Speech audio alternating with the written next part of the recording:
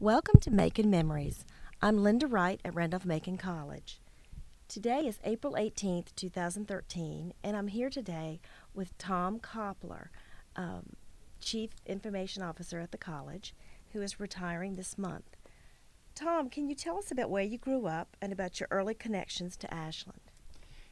Grew up in New Albany, Indiana. It's on the Ohio River.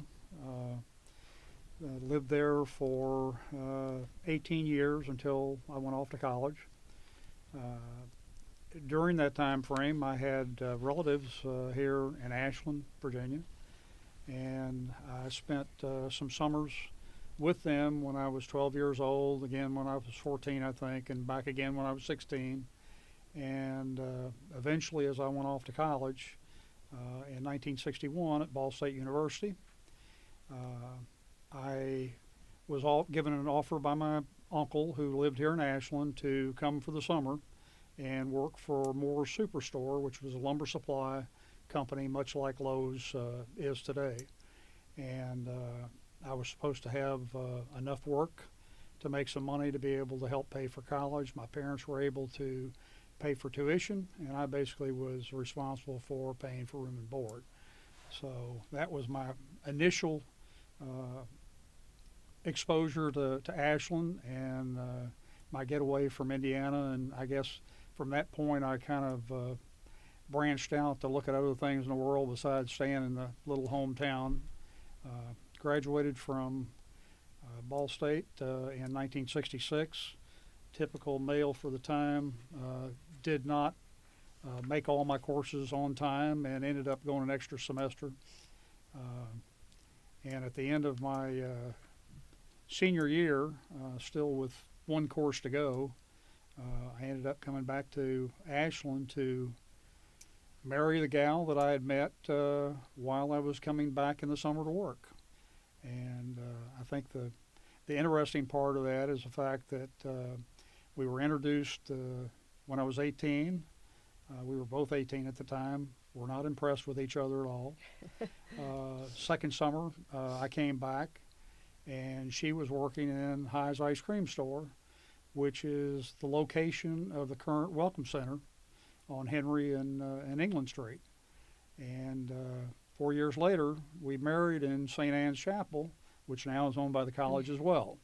So I have long and early connections to Randolph-Macon. St. Anne's right on that same corner, right across the street, I guess. Correct. And tell me your wife's name. Sandra Clay. And she's a local Ashland girl. She was local in Ashland. Her mother still lives at 130 Hanover Avenue. Very good. Well, so your connections go way back. Well, then tell us, okay, you had you graduated and you married, and tell us about your military career and how things evolved. Actually married at St. Anne's in my military mess dress uniform, whites with black bow tie and the works and the shoulder boards. And as soon as I graduated in February of 1966, I was commissioned second lieutenant. And at that point, I worked another job until my flight training came up in the summer of 66. So in July 2nd of 66, I entered active duty as a second lieutenant. We moved to Sacramento, California, where I went through flight school. My wife got a teaching job, so we were probably the richest couple on the military base for our age. And she actually made $500 more teaching than I did as a second lieutenant on flying status. I got a whopping $500 a month at that time, $6,000 a year on flying status. From there, I graduated in April of 67, and at that time they were looking for folks to go upgrade into either bomb school or electronic countermeasures. I ended up going to bomb school, which was destined to go to B-52s and Strategic Air Command. At the last minute, they came up with assignments that got you into tactical aircraft, going to Southeast Asia. My wife wasn't real pleased, but since we had no kids yet, I decided that's what I was going to do. I was going to go ahead and get that out of the way first. And so I volunteered for Southeast Asia flying an EB-66, and the EB was electronic bomber. We didn't bomb anything. We were actually electronic countermeasures that provided coverage for the strike force to try and keep the SA-2 missiles and radar-controlled guns away from the fighters that were going in. We usually were the first one on target and the last one out. Initially, I went to Shaw Air Force Base to go through that training to get ready, and then went through survival school at Fairchild in Washington for land survival, then jungle survival, then water survival, and finally I got to go into to a combat area in March of 1968. Was my first tour overseas, and we flew out of Royal Air Force Base, Takli, Thailand, which was about 50 miles to the northwest of Bangkok. That was a year tour. I flew about 135 missions during that time, combat missions during that time frame, and at the end of that tour, I got reassigned with non-concurrent travel. I went directly from the combat zone to Okinawa, and finally was able to go back to the States, pick up my family, and bring them to Okinawa. We spent 15 months there in 69 and 70, then came back to the States for more training. Ended up going, I thought I had an F-4 assignment, but they had a shortage of B-66 folks, and since I had a combat tour and about 1,000 hours of flying time at that point, I went to Shaw Air Force Base as an instructor. And I spent from 1970 to February of 1974 as an instructor at Shaw Air Force Base. But during that time frame, I went back to Southeast Asia 3 more times on 120-day missions each time, and flew a total of another 125 combat missions. So over 250 combat missions total. Ended up in 1974, the unit finally closed as Vietnam was coming down, and I was fortunate enough to get an assignment to F-111 fighters out of Mountain Home, Idaho. So it was the first time in a straight high-performance jet fighter. The first airplane was a 1950s aircraft that barely made it through the Vietnam War. We had lots of problems, lots of losses, but that was the early career. The 111, I went from Mountain Home after 3 years to RAF Lakenheath, and in the United Kingdom. We were about 40 miles to the north of London, and I flew there for 2 years. And then I got my first headquarters Air Force job at Randolph in San Antonio, Texas. There I was the chief of weapons officers assignments for worldwide rated officers, and I spent 3 years there. I was promoted, prior to coming there, I was promoted from captain to major. While I was there, I was promoted to lieutenant colonel and took a headquarters tactical air command job after the personnel job at Randolph. And there I directed fighter operations for deployments to overseas bases to practice what they would have to do in a wartime scenario. I was at Langley. I was fortunate because I got my wife back to Virginia.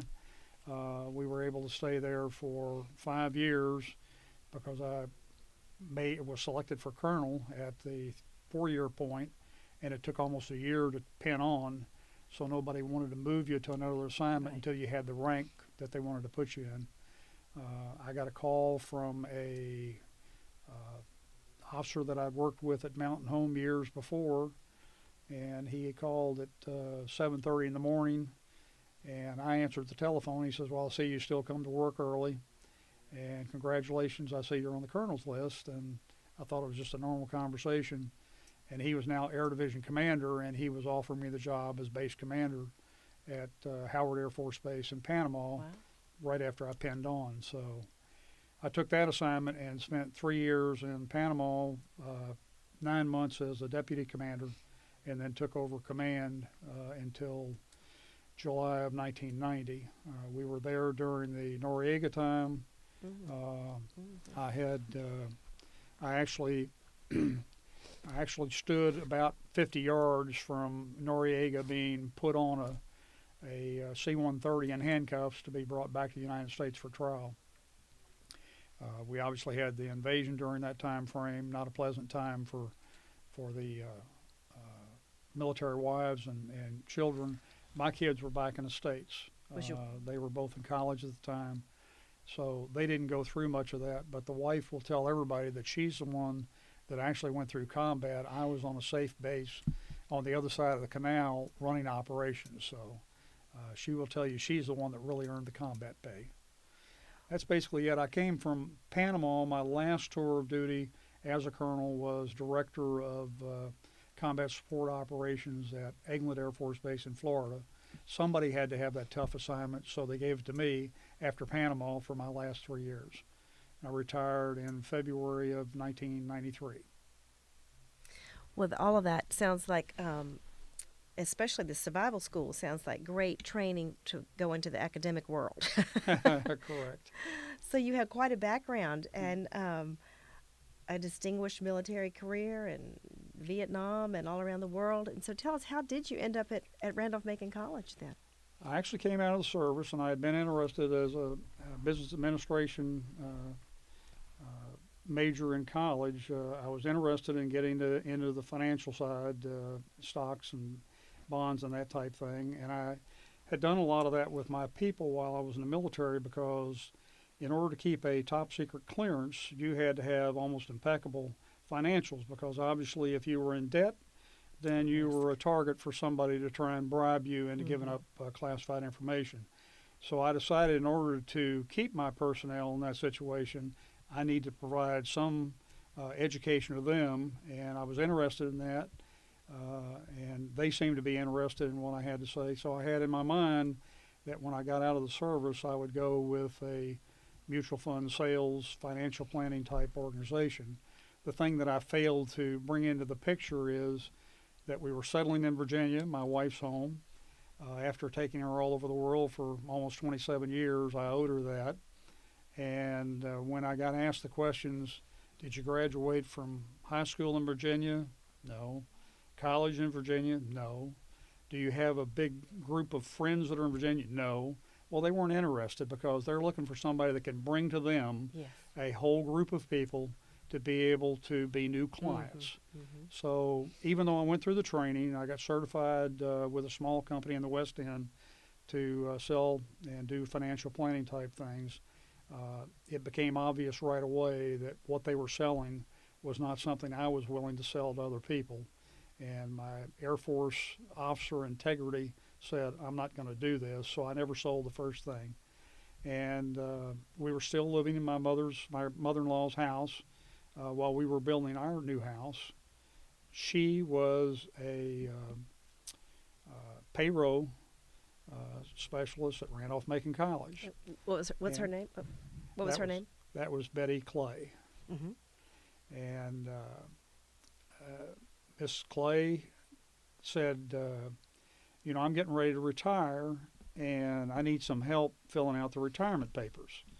So I took all of the TIAA CREF papers and sat down and went through them based on some of the information that I had, and got everything ready for her, explained what we were doing and why.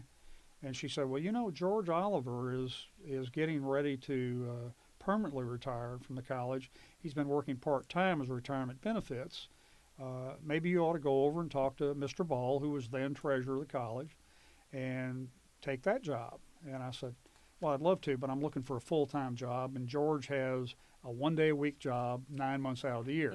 That's not exactly what I'm looking for at age 50. So she kept on that, because I still hadn't found what I wanted to do after stopping the financial endeavors with the small company in the West End. And so I finally said, the only way I'm going to stop this is to go and interview with Mr. Ball. So I did, and we both agreed right off the bat that I was looking for a full-time job. He had nothing to offer. But he said, you have military background. I was an aviator in World War II, so we can talk at least 30 minutes about our experiences, and then she'll be satisfied. So we agreed to that, and we had a good time. And I left a courtesy resume at the end of that time frame. later that afternoon, Mr. Ball called and said, you know, I'm looking at your resume, and as a base commander, it seems like you were involved and responsible for OSHA and EPA regulations. And I'm concerned for the college that we have not done what we need to do to be in compliance. Mm-hmm.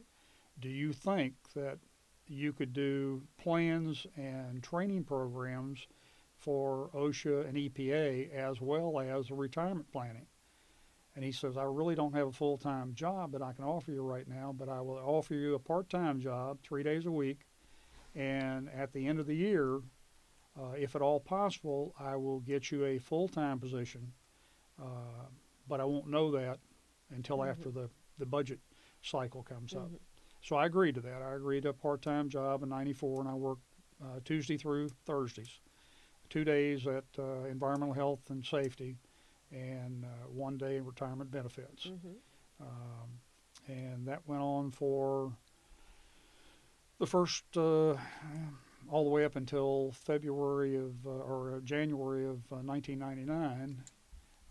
Actually, it was the Christmas of '98 that problems with IT came up, and I was offered a job by the then treasurer, John Lattis, to go over and try and get IT back up to speed again. They had a number of people that had quit, and the director was having problems with John's style of management. So he had just come in as the Yeah. in the business office, Right. right? Right. Mm-hmm. He had been there since, I think, he'd been there about a year and a half at that point. And were But you he- full time at the college at that point? Was I full time? You were Yes. already I was full-time full time after the first year. actually July of July of '95. I started full time, and shortly after that, I was doing training activity for OSHA and EPA, basically with a physical plant, but a lot of different people. You had all kinds of things that we were responsible for, but like most small colleges and companies, they just weren't in compliance at that time, and they didn't train their employees, and they didn't watch safety as close as they should have. There are things about high lifts. You've got to have harness and helmet on. You've got to be tethered to something in case you fall. You've got underground confined space where they're working on steam pipes that they have to have certain ladders and certain tests before they ever go down the ladder. They have to have safety gear on, respirators, and those type things. You have to actually test people on whether they have the capacity to wear masks and so forth, and so they have to have a breathing test to do that. There was bloodborne pathogens that you had to be trained on how you cleaned up any spill or any human fluids or liquids, and on and on. There are just all kinds of different things that you have to train, and you have to document that you had the training. Some cases you have to actually certify. We did a lot of training films, and each one of those programs has its own plan. So those plans had to be written. They never had been written. They had some off-the-shelf plans that still had the blank where it was supposed to say Randolph-Macon College. Right. But we had to do a lot of that. And sometime, I guess about a year after John Lattis took over the treasurer's office, he decided that it was best for me to handle the risk management for the college, which meant that I picked up all the insurance, all the liability insurance and all the insurance on property. So you had to do the survey of square footage and replacement costs of buildings, plus all the different liability. Every time somebody came on campus for an event, they had to sign that they had their own insurance to cover. So that was an interesting thing that I had. Getting back to what happened in '98 on to '99 when I came to IT, at that particular point, it never, I guess I wasn't ready for what was going to happen, and when the treasurer came into my office and shut the door and said, "We have a problem," I thought I had a problem. Yeah. And this is, the thing that went through my mind is, this is going to happen just before Christmas. I'm losing my job. What did I do wrong? And he sat down, and he and at the time HR was Gary Lambert, Kelly Lambert's husband, and they informed me that they had problems within IT, and that the director was either going to be terminated or he was resigning. And as it turns out, he resigned, and that they want to know if I would be interested in going over and trying to bring it back up, maybe 6 months in the job, get some people hired, get some things straight in IT. And the reason they came to me is John and I had become friends right off the bat, and we'd had private discussions, and I had been involved in computers early on in the military, not as actually a computer person, but in 1974, when I got into the F-111, the aircraft actually was run by programming a tape of where you were going to go, what altitude you were going to be, and you loaded that up. You did some computer programming. You loaded your own program, and then the tape was loaded into the aircraft, and then it could fly automatically point by point and change altitudes. So when somebody asked, did I have any computer background? Yeah, from 1974 on, I was involved with computers one way or another. I had put my own computers together, done a little bit of things in the military, and obviously as in my latter years in the military, we in the military were getting into computers, and as a base commander, I had a computer on my desk that was tied to the first of the internet type thing to be able to talk back to Langley Air Force Base in Virginia, our headquarters. So I had some background, and of course he knew I had management experience. I'd been a manager in the military from probably 20 years previous to that. So they were looking for a manager more than they were an IT person, and I had some IT time as well. So I thought about it and said yes, I'd go give it a try. And at that time, the determination was made that risk management would be turned over to physical plant, and that environmental health and safety would be turned over to the lab technician in Copler Science Center temporarily. And I spoke up and said, retirement benefits is still mine, because that's something I like to do. I felt like I really could help people and make them more aware of what they needed to do and understand what they were doing. So I kept that, even though probably in hindsight, I should have spent the extra 20% of the time that I was spending on retirement benefits in IT. But I just wasn't willing to give it up. So I think we did a fair job at both during the time frame, and obviously a lot of things changed, a lot of things happened from 1999 to today in the IT arena for Randolph-Macon College. One of my first challenges was 1999 was coming up on Y2K. Yes, talk about that, because that was such a big, the first scary thing event. that I found, first thing that I determined was the college had a couple of general meetings, but really no one had done anything yet to analyze what the problems might be, what we needed to do, how we were going to do it, what were the plans if we failed. So real quickly I had to get involved in that, and we had a number of meetings within the staff. Obviously I was hiring people as well, because we had lost 5 out of 10 people out of IT in a 45-day period. Oh so my. we had almost nothing. My. So you were really rebuilding. We So you were hiring. had no money. We had no user services. We had no network manager. We had no systems manager.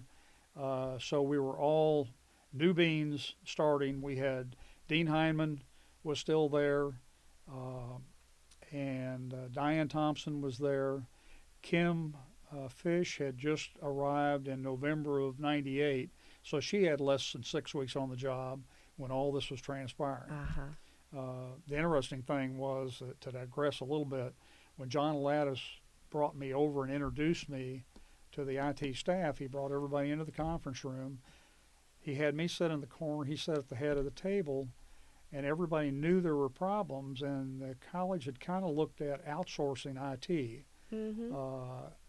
So they had no idea why I was in the room other than I was going to be talking to them about their benefits. So they had the They same all fear had that you the were having idea with that I was there to help out process them, and they were severance being package or replaced. something. Yeah. And I mean, their mouths dropped wide open, and in fear, I think even more when they found out I was going to be the new director of IT. But we got on well. We built a good team, and started building from there.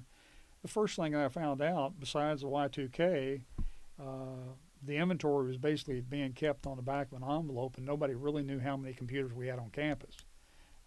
There just really wasn't a lot of paperwork that had been done, or if it had been done, it's not anything I could find or anybody could point me in the right direction. Mm-hmm. So, besides the Y2K, we initially had to come up with what are we working with, and how many computers do we have to support, and what's the budget for it. And obviously, in the January time frame, you're already halfway through the fiscal year, and in most cases, like most offices, they had already spent most of what they had, so there was very little money for me to buy computers until July 1. The budget for the next year had already been set because back then we were doing our budget inputs in November, December, and then the board was meeting in January, February, cabinet in January, board in February to approve the budget. So not only was I behind in the year that I started, but I'm also committed in the year and a half later. Right. I'm 18 months worth, I'm down. So we looked at it, and John, one of the good things about it being under the treasurer and the fact that he'd had IT under him when he was at Virginia Power allowed me to have the advantage of him knowing what I needed. When I said I needed such and such, he was willing to go to the cabinet and say we've got to try and readjust things, get some money into IT to make this happen. So we set up a plan that at that time I told him with the number of people we had, the number of computers we had, we really had to get ourselves moving towards a 3-year cycle on refreshing frontline computers, meaning faculty, staff, lab computers, and classroom computers. And back then we had half the labs we have now, and the classrooms, I would guess that we had out of 50 classrooms, we maybe had 10 that had a computer and an internet hookup at that time. So we had a total of all computers owned by the college was less than 450 computers. Today it's 925 computers the college owns. Back then, the students out of maybe 1,050, maybe a third of them had a computer, a desktop, Big desktop, right. but not much. And as most colleges do, we didn't support working on college computers. We tried to help as we could, configurations, getting them on the network and so forth, but we really weren't responsible for, and still aren't, handling college computers. But I tell the parents every year, even though it's not in our mission and we're not funded to do that, we know that there aren't any computer repair shops near to the campus, so we'll do everything we can to help students repair things that we can repair. If they are Dell computers that I have technicians that are warranted to work on, certified to work on, we will repair those, and the rest of them we will try and repair, or at least tell them what needs to be done and replace parts. But it all has to be done on an time available basis, because our primary issue is classrooms, faculty, and staff. And everybody understands that, and that's worked out well. Students bring their machine in, and a day later we've got it fixed and back to them in most cases. Getting all the way back to the first year in Y2K, we pressed on, and we found out we had 4 different types of switches within the network out there, and a total of about probably 60 switches at the time. 3 out of the 4 switches that were deployed, types, were not compatible with Y2K. We had to replace them. So that was part of the budget money that John had to come up with as a special Y2K funding process. And we still weren't sure. You had servers that you had to do. You had PCs you had to test. because everybody was convinced when the clock rolled that the programs weren't going to pick up or the computer wasn't going to pick up. We did as much as we could, upgrading and checking, changing the dates on things to see which ones seemed to go through and which ones didn't. And we ended up so concerned, like most people, that we all met at 9 p.m. on the 31st of December, and the idea was we were staying all night to check systems. And we did. And the first thing we checked was we had a TV up there to see what was happening in New Zealand, Australia, Right. and other places. And it was apparent that unless you had done absolutely nothing, you were okay. Yeah. And we had, to the best of my knowledge, absolutely no failures on campus, Right. computer or network-wise. Mm-hmm. So that was a good start. That was a success. Somehow going through all that 6-month offer of me get the IT up and I could go back to my old job kind of faded into the wind, and right. I was the IT director and going to stay that way. And 13 years later, I'm retiring. Talk about, thank you for that. Talk about classroom technology a little bit. Just, back in the day, what, an overhead projector, or then they had computers, but most Yeah, faculty weren't LCD, using no LCD projection. And as I said, most classrooms did not even have a computer in it, Right.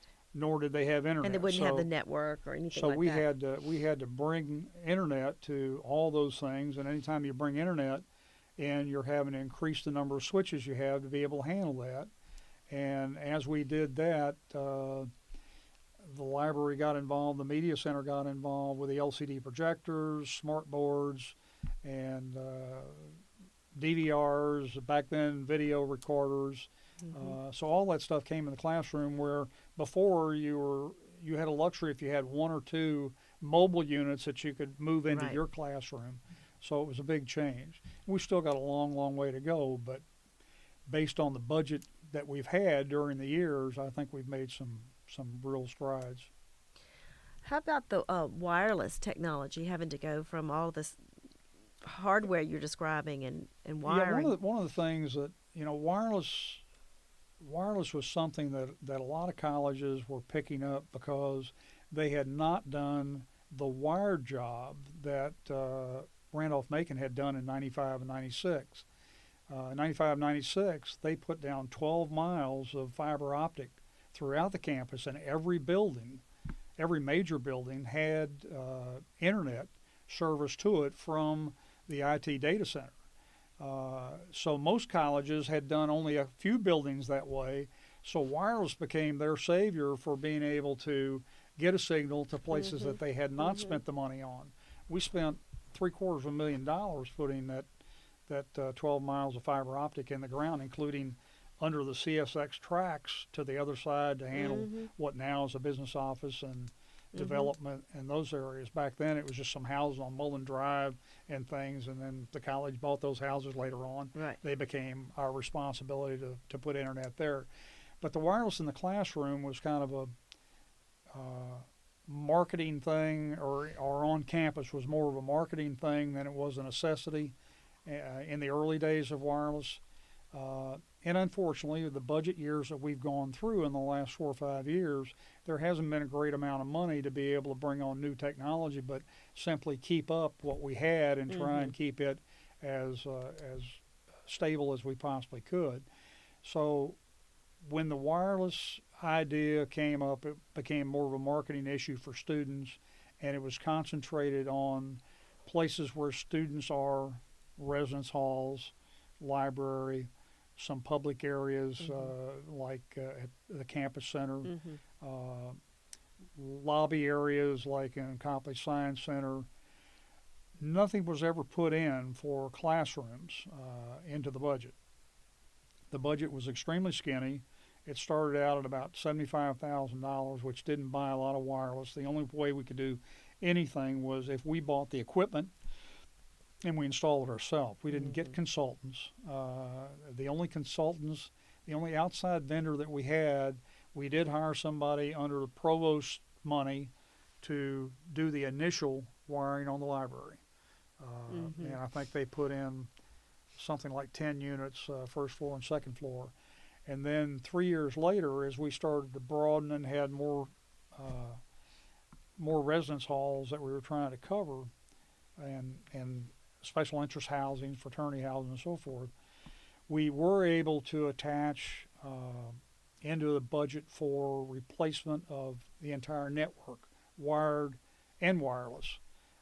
And we got a bid to purchase 100 wireless units, which at that time, or 120, I guess, and that was about twice what we had on campus prior, 3 years prior. And we were able to put that into a lease on a 5-year time frame, but still the money was so slight that the only thing we were really doing was upgrading and trying to expand the residence side of the house. The only thing that happened on the wireless outside of the library on the academic side were those departments that came up with their own money, either grant or through resource and plans, where they said, this classroom I want wireless because I want a mobile lab. And so we were putting wireless in based on them telling us they wanted it and them coming up with the money. We supplied the labor and the technology and the switch to be able to connect it to, but they had to buy the unit. And they did that over, I guess, starting 6 years ago. And you had mostly in Copler Science Center, you had physics had one, chemistry had some wireless, biology had a little bit of wireless, nothing in the Smithy end at all. But that was initial, and people today still say, well, the wireless coverage is not that great, and it's not, but we haven't spent the money that's required to be able to do that. It never has been in the budget, even though we've put it in for long-term capital projects and so forth. There are just other things that have always been more important. Mm-hmm. Most recently, we have been able, last year the college funded a almost $33,000 outside Wi-Fi setup for the first time, and the cabinet wanted to cover from Copley Plaza to Mary Branch Plaza. Mm-hmm. And so we have an outside Wi-Fi unit that's on the end of Haley. We have one on the end of the library. We have two on Foxhall. We have one on the temporary Macon Coffee, two on Copley Science Center, one on Mary Branch, one on Peel Hall. I think there'll be two. There are actually two on Mary Branch. But that pretty much has given us wireless coverage outside now through that entire area. Right. And I know there is, we want to press forward with that and spread that outside as well as more classroom. But remember, initially when we brought up the wireless, there was, in the early days, 6, 7, 8 years ago, when you started thinking about Wi-Fi, most faculty or most departments were not interested in Wi-Fi in the classroom. All they saw that as a distraction for students searching the internet or looking at their phone or whatever. So it never was that key. As years have gone by, more and more are requesting, and I think the next time, I think it's 18 months from now, we go through another refresh of the entire network. My guess is that budget will be increased considerably to cover most classrooms at that time and become much broader than what it is now. I think in total we have about 150, including the outside units now, of access points.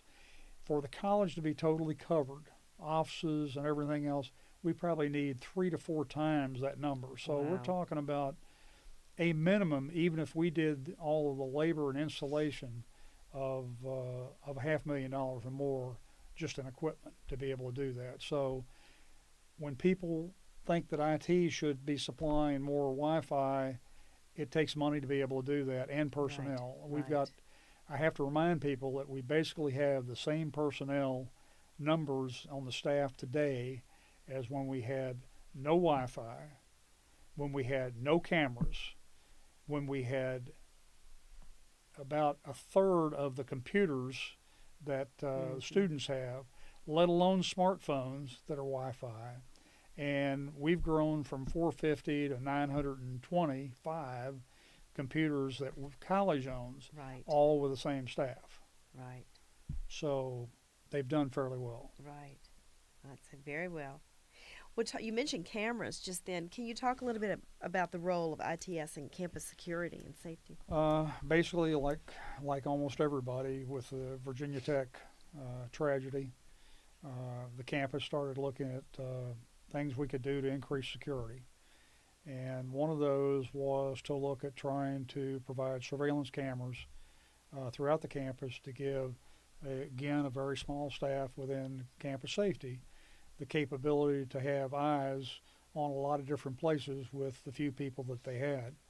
Uh, and we went out and got a bid. We didn't. Campus Safety went out for the college and requested an outside firm come in and do an analysis of how many cameras we needed, where they would be deployed, and the whole works. That bid came in at about $950,000.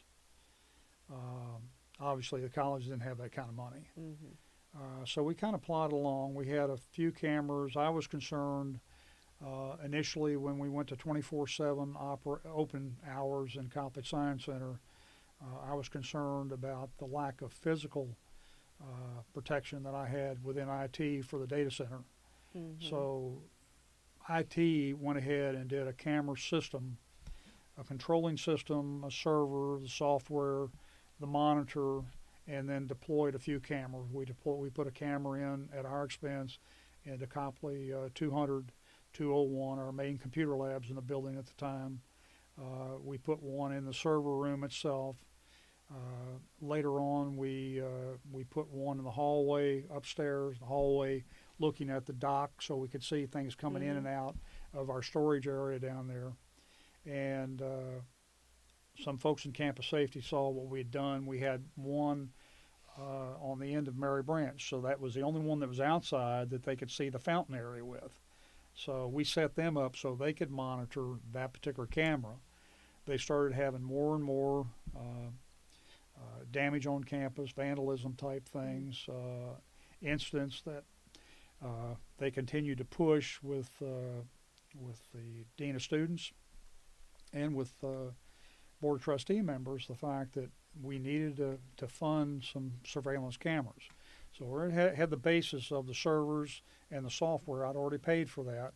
It was the contract that I bought on that stuff allowed us unlimited usage of putting more cameras on the system. So that was not going to be an expense, but we did have to come up with money to be able to put cameras around. And they had a board of trustees member that donated some seed money to start the cameras. And they initially purchased, I think, well, before that, the dean of students had purchased on their own, some for a laundry room and a couple of other places that they were having problems. And when the board of trustee member offered to put some money on the table, it was a significant amount of money and came up with, in two different phases, where I think they added a total of about 32 cameras in different places around campus. We helped survey where they were. We ended up putting a bid out again. It came in very expensive from one vendor, and then the people who were doing our doors said that they do the same thing. Our access doors also do surveillance camera for the governments at the time, monitor security. And so they came in and did a bid and offered to warranty the cameras for 5 years. Wow. Meaning that we paid nothing for any replacements or repairs on those cameras, and also to service the cameras that we already had at a fee. So that's kind of how we got into it. We're up to, I think, 52 cameras now, and obviously we could use more, and we would like to have more, but again, it's a budget issue. We missed in there between coming into IT. One of the first things that happened with John Lattis and the Student Government Association was the request for a card system. And we were involved in that because we were going to have to do the network connections for anything that did card access, whether it be a door or a vending machine or whatever. So that probably, my guess is that happened in about 2002, 2003 time frame. And initially, you were just doing residence halls, the exterior doors, and Copley Science Center, And I believe that was it at the time. Since then, there have been a lot of other doors that have been added, and when we added Andrews Hall, we doubled because we decided we wanted proximity access with your fob on your keychain to the individual rooms as well. So each room in Andrews is entered by proximity as well as the exterior. We originally had magnetic locks on all the doors where you swipe the card. Now all the entries are via the fob. The magnetic card now is simply used for the Seaboard system for the dining hall for them to their meal plan. And obviously on the other side is just their physical ID picture card. It's constantly changing, and it'll be something else in just a few years, and you'll have to, all the hardware and software will constantly be changing. What do you see as some of the biggest challenges facing your successor in IT? We saw it in the last few months that I was here, and we still haven't resolved that. First of all, whether we want to pay for it or not, we've got to pay for increased bandwidth, which we just tripled the bandwidth in the January timeframe, and that's one portion of it. But the wireless that we have out was set up basically for people to use laptops. The wireless experience today is a laptop is on, a gaming unit is on wireless, a printer is on wireless, and a smartphone is on wireless because they don't want to use up their Verizon time or Sprint time or whatever. They'd rather connect our network and not use up that data time. And we haven't budget-wise and equipment-wise caught up to that yet. So the real problem is trying to get the density we require, increasing the number of wireless units at almost every location in order to cover that. We actually went out and looked at a company called Apogee and asked them to give us a bid on what they would do if they took over the resident network, which they've done at a lot of colleges and universities. And we were kind of blown away because the fee annually was $175,000 to provide internet service to the residence hall. That probably equates out to about 4 times what we're spending today on that service. But in doing that, they would increase even more bandwidth than what we have today for the student side of the house, and they would probably put 2.5 times the number of access points, which cost almost $500 a unit, that we have in the residence halls to be able to cover the now smartphone, laptop, desktop gaming system. So that's one of the big challenges. Obviously, the outside area is another challenge. Classrooms, we've got maybe, I guess 25% classrooms have some wireless coverage, so that's going to be a big increase. As I said, I think we're looking at least $500,000 if we're going to completely cover the campus. One of the things that we had kind of backed off on because the technology seemed to be coming where they were going to do something called WiMAX, and that basically was going to be Verizon, Sprint, Alltel, AT&T coming to a campus and basically putting a wireless capability, putting enough antennas around in buildings and outside to be able to give you wireless coverage every place, and then students simply buy into that program. They buy that telephone, they buy that service, and the college does the same, and it doesn't make any difference where you are under that bubble on campus, you've got wireless. Well, if that were the case, we would have been able to, if they made that, had done that successfully, we would have been able to avoid all of our expensive equipment and management and put that off onto the telephone company. Probably ended up at a lesser cost than what we're having to do by doing our own equipping and management and servicing. But unfortunately, the initial tries at that in the Baltimore area were a failure. They couldn't get the coverage that they thought they could get with the amount of money. It didn't appear to be profitable, and Sprint was the one that tried to do it, and they just gave up on it. So I think we're now looking at that still may come down the line, but it's not coming down the line quick enough. The college is going to have to bite the bullet, and maybe it's not the 500,000. Maybe we double what we have today, and we keep striving to get there. But we've got a long ways to go. Another thing that I definitely would like to have seen, but the money wasn't there, and I understood that, was digital signage throughout campus. I think it's both a marketing tool. It's impressive to students and parents when they go into each building and they see a digital display there that has current campus events. You can even put up the names of the students that are visiting for the day. It's also an emergency type thing. All the screens can be lit up at one time with whatever emergency is going on. So if you're not at your desk or your telephone's off or whatever, if you walk into a building, you know there's a problem. There's a tornado. There's a thunderstorm. There's something that we're locked down on campus. Stay where you are.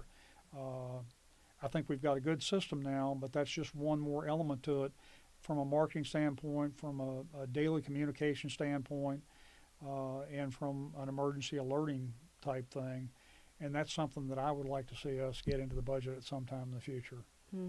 I think every building, it would be impressive if someplace close to when you walk into the building, you could see the current things for the day. And it could be designed. I mean, the library could have things that are designed specifically for the library with the understanding that anything, an alerting type thing or whatever, then the central network is going to take over and put on whatever the dean of students, the provost, or the president of the college wants up at that time. But that's something I would like to see us go to.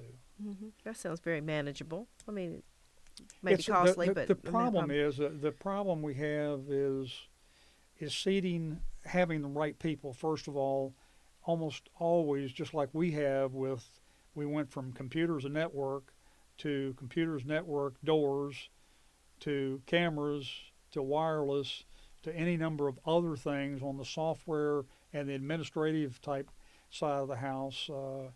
There are so many things out there. We're trying to do more with the same number of people, and we've done a fair job at that, but there comes a point where you actually have to say, if we want to do this, we have to designate somebody to do it.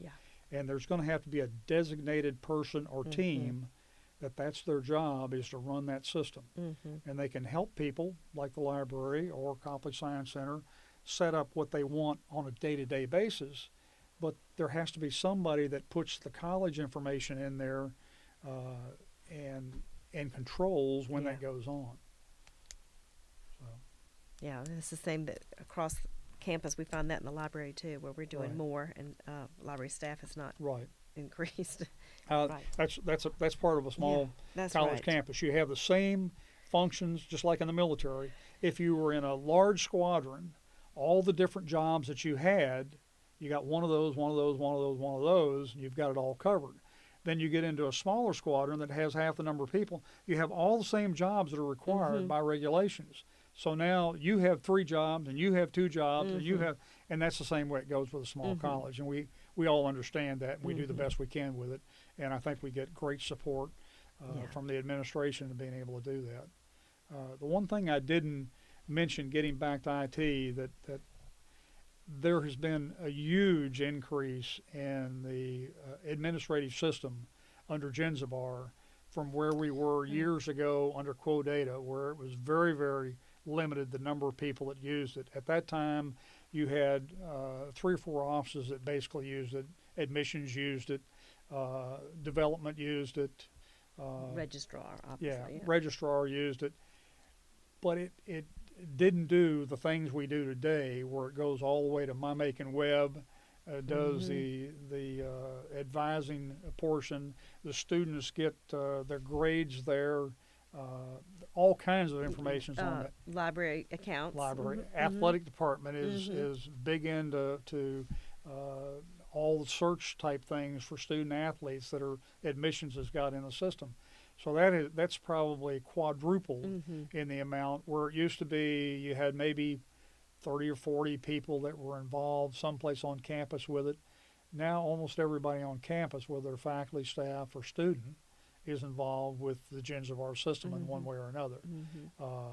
Is Genzibar the best in the world. Almost every administrative system has their niche, and what you do at a smaller college like this is you find something that you can afford that does the basics. It doesn't mean that admissions can't find something out there that's better than the Gensabara module to do what they do, but now you're talking about multiple databases. So it means trying to connect that to the others without losing something. So it works extremely well, and I think the system that Diane Thompson and Richard Alonzo set up and run with the coordinators out of each one of the main offices that have a module, they're pretty much self-contained, and they get together on a monthly basis to go over problems and issues and work very, very closely with Genzabar. It's not perfect by any means, and they work full-time, both the coordinators in each individual module and the administrative staff within IT, the analyst. But I think they've done wonders over the years in trying to get a system that does the best we can and for what we can afford. We actually, 8 years ago, I guess, 9 years ago, paid the equivalent of about $500,000 for the program. If we went to another vendor today or even bought into Genzabar today, that same system would cost us $1.2 to $1.5 million. And the annual fee we pay is someplace around $120,000. Some of my CICV schools told me that they have Banner and they're paying $400,000 a year in maintenance costs. Wow. They're paying it annually almost what we paid when we bought the program. So a big issue. Just getting on a little bit more on a personal level, did you find it difficult to adjust to an academic community after so long in the Air Force? That's a very interesting question because one of the things that Bill Ball, the then treasurer when I was hired, made mention to me. He says, based on my knowledge of the military in World War II and your experience, my guess is you would be lucky to last 6 months here.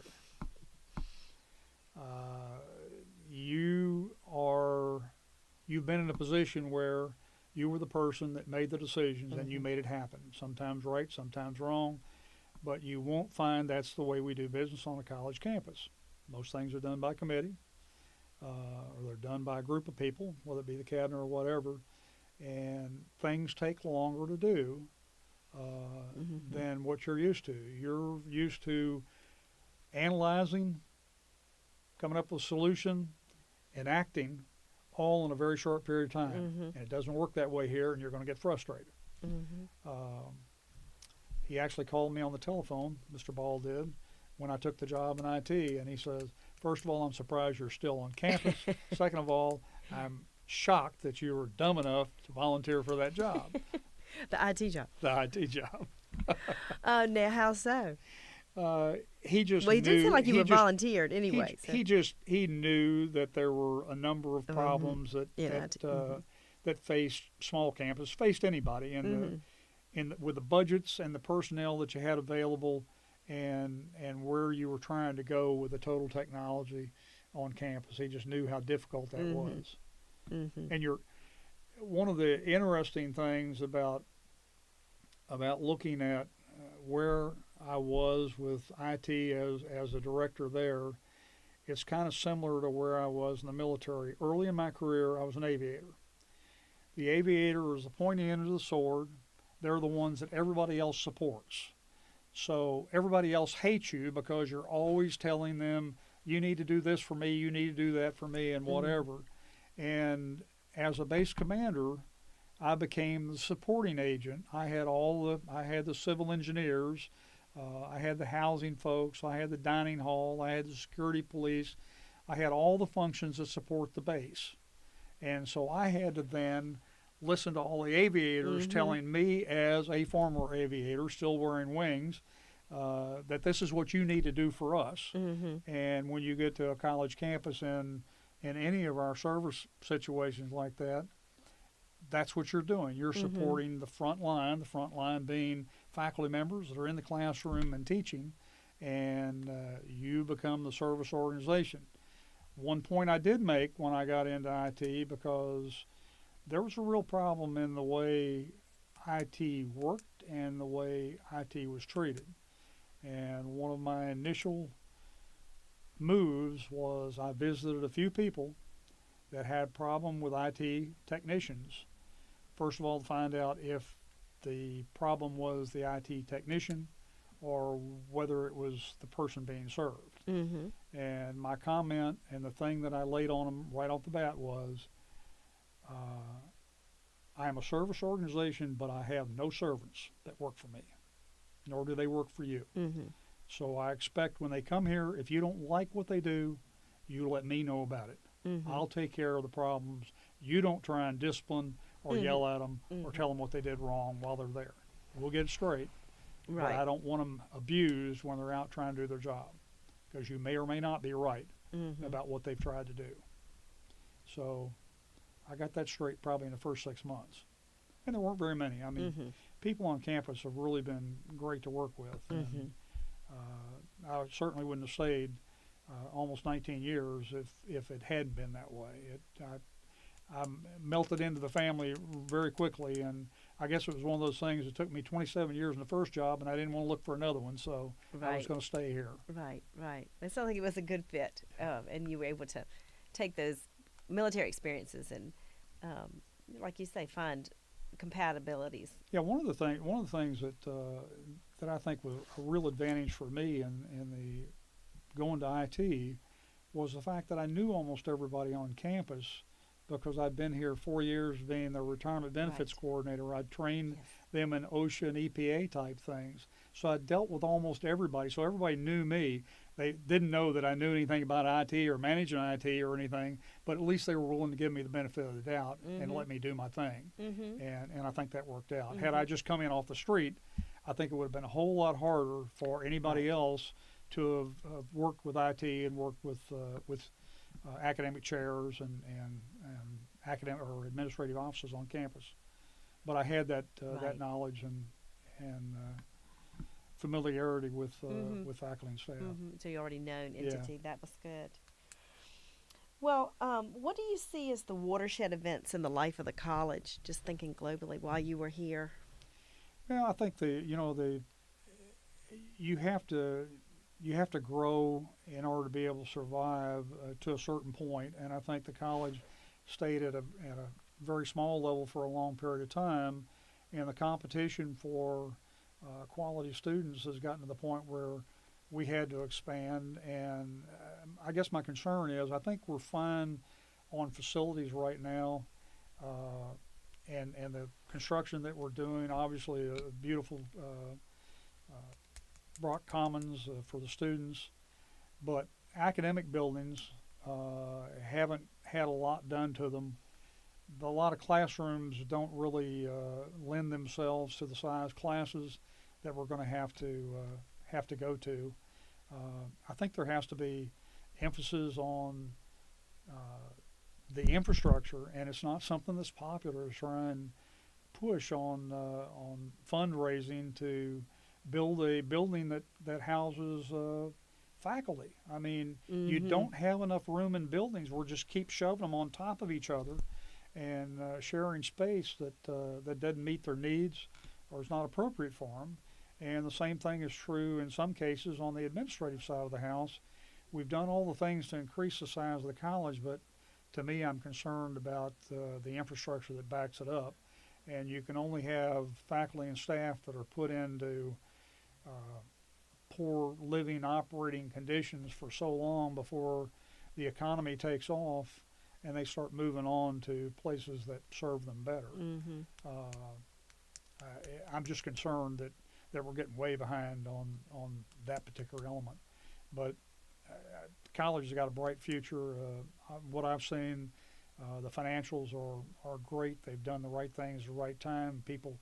I know a lot of people look and say, why in the world are we coming up with all this debt and coming up with new residence halls and new Brock Commons, and we're talking about, we've done the addition on the pavilion. We're now going to do another dormitory. Well, all the dormitories are pay for themselves as long as you keep the students coming in. Right. So that's really not an issue.